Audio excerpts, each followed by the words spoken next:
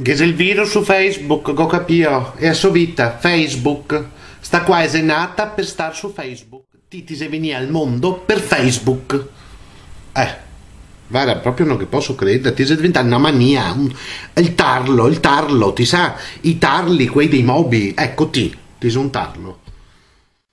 Ma qua è un virus, qualche stupidaggine, il video non sta a vergerlo, ma cosa me ne frega, ti ho ordinato il dottore di vergere il video e fate manco di vergerlo.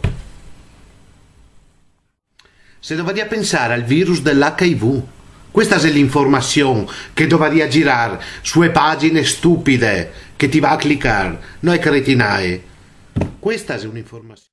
L'HIV, l'infezione che si trasmette tramite rapporti non protetti. Una delle infezioni, perché poi ne sia anche tante. Informazione che altri ne dava anni fa e che i giovani di oggi, a quanto pare, nega quasi più. Pensa che tutte le stars che aveva dedicato a fare un piccolo spot. Anche mi sono una star e quindi farò il video sull'HIV. Insomma, dobbiamo stare attenti. Altro che Facebook, è il virus di Facebook, non aprite questo video, tutte queste stupidità. Dove stare attenti. È per vostra, proteggervi.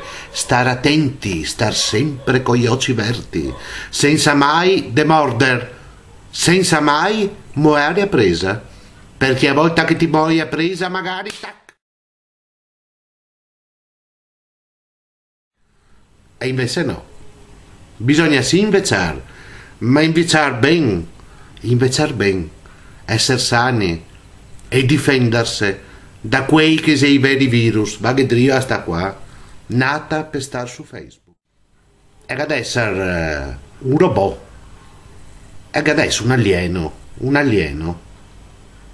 Sta a vedere che ho in casa un alieno e non lo sapevo. Mi raccomando, occhi verti, sempre.